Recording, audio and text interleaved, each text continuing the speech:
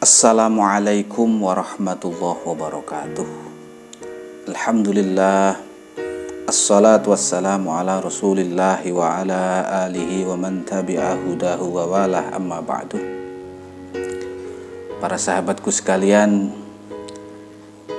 alhamdulillah kita bisa berjumpa kembali dalam kajian kisah Nabi dan Rasul. Dan untuk kisah kali ini kami akan mengkaji kisah Nabi Nuh alaihissalam dalam season episode lahirnya Nabi Nuh alaihissalam.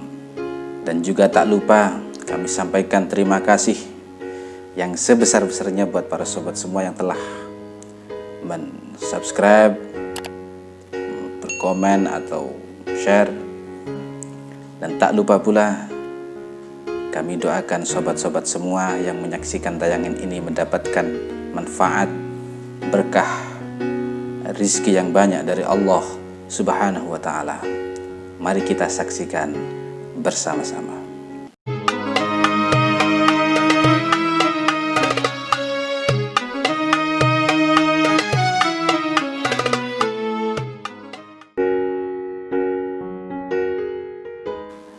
Setelah Nabi Idris alaihissalam naik ke langit, yaitu putranya bernama Mutawasylih yang memimpin umat. Dia memimpin manusia dengan adil. Dan setelah Mutawasylih wafat, itu maka tabut atau lembaran kitab-kitab Allah diserahkan kepada putranya yang bernama Lamik. Al-Kisai mengatakan Lamik adalah seseorang yang sangat tampan. Dia juga tapi punya kepribadian yang keras. Dia mempunyai kekuatan yang besar. Dalam bahasa Jawa, otot kawat balung musi. Dan dia bisa membalikkan batu yang sangat besar. Dia bisa mengangkat batu yang sangat besar dan membedah batu-batu yang ada di gunung. Ada suatu kejadian bahwa suatu hari Lamik itu keluar ke gurun, suatu gurun pasir, dan tiba-tiba Lamik itu melihat wanita yang sangat cantik sedang menggembalakan kambing. Maka kemudian Lamik langsung jatuh cinta kepada wanita itu. Lalu Lamik menghampiri wanita itu dan bertanya tentang namanya. "Wahai wanita, siapa namamu?" Wanita itu menjawab, "Nama saya adalah Fainusah binti Iqlil, dari golongan anak cucu Qabil bin Adam alaihissalam." Oh, dia masih keturunan Qabil rupanya. Lamik bertanya lagi, "Apakah kamu sudah punya suami, wahai wanita?" Dijawab oleh wanita itu, "Belum." Lalu Lamik bertanya lagi, "Sepertinya kamu ini masih belum dewasa. Andai saja kamu sudah balik atau sudah dewasa, maka aku akan menikahimu." Itu tanya Lamik.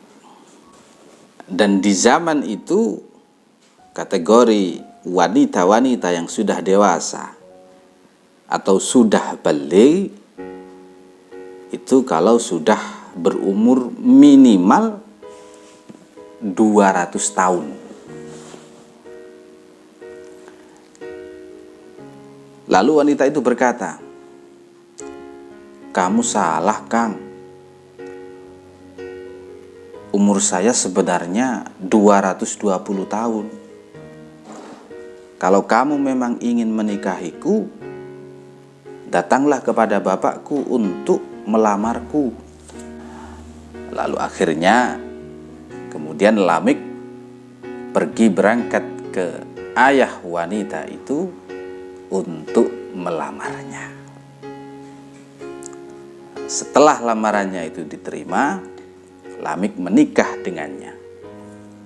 Dan dalam beberapa bulan, istri Lamik melahirkan seorang putra yang bernama Yashkur, atau ada yang mengatakan namanya putranya itu adalah Abdul Ghaffar. Dia itu adalah Nuh alaihi salam. Ada kejadian waktu lahirnya Nabi Nuh alaihi salam. Menurut Wahab bin Munabbih,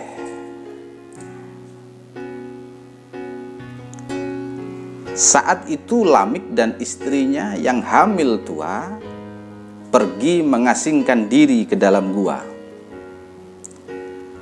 Karena raja di zaman itu hobinya menculik wanita-wanita cantik. Dan juga hobinya suka membunuh anak-anak dengan kejam. Ya. Dan setelah bayi itu lahir, istri Lamik mau meninggalkan anaknya karena ingin terus bersembunyi untuk menghindari kejaran raja yang kejam itu. Tapi tiba-tiba dia mendengar jeritan ratapan putranya. Seakan-akan putranya berkata, "Wahai ibu, janganlah engkau takut, karena sesungguhnya Zat yang menciptakan aku, dialah yang menjagaku. Dialah yang menjaga kita semua." Dan setelah itu istri Lamik menjadi tenang. Maka Lamik, istri dan Nuh putranya tetap bersembunyi di dalam gua selama 40 hari. Dan saat hari yang ke-40 itu raja yang suka menculik anak, menculik wanita, membunuh anak-anak dengan kejam itu mati.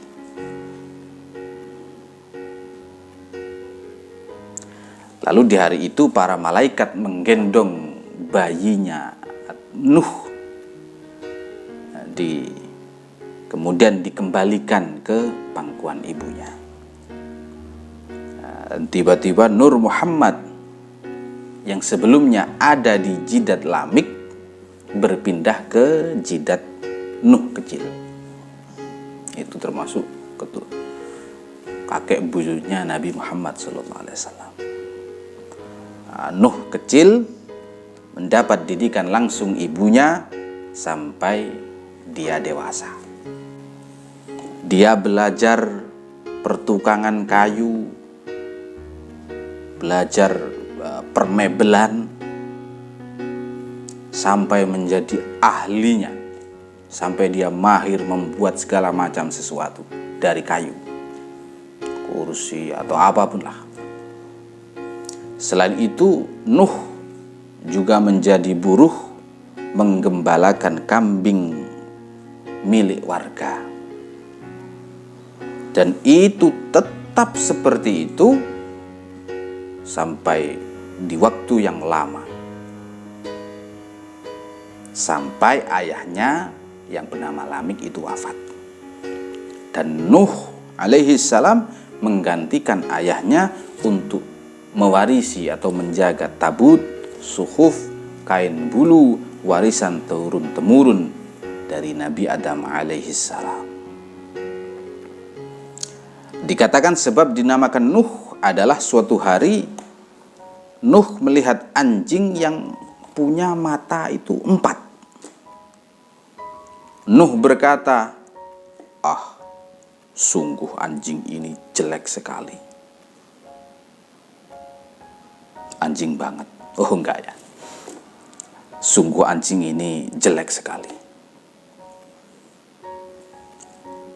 Lalu anjing itu secara ajaib bisa ngomong. Wahai Abdul Ghaffar. Abdul Ghaffar itu Nuh. Nama kecilnya Nuh. Apakah kamu itu sedang menghina ukiran atau menghina yang mengukir? Itu bentuk rupa anjing yang matanya ada 4. Apabila kejelekan itu pada ukirannya, maka sungguh aku tak ingin punya wajah yang diukir seperti ini. Dan apabila kejelekan itu tertuju kepada zat yang mengukir, sungguh tak pantas zat yang mengukir punya kejelekan, karena dia berbuat semaunya. Dibuat jelek atau bagus, itu terserah dia. Setelah penjelasan anjing tersebut, Nuh meratapi dan menangisi atas kesalahannya. Sebab dia banyak meratap, atau dalam bahasa Arabnya itu nauh, maka dia disebut Nuh alaihi salam. Demikianlah para sahabatku sepenggal atau secuil kisah lahirnya Nabi Nuh, atau mulai era setelah Idris sampai dengan Nabi Nuh. Semoga itu bisa menjadi ibrah dan bermanfaat bagi kita semua. Amin ya rabbal alamin. Wassalamualaikum warahmatullahi wabarakatuh.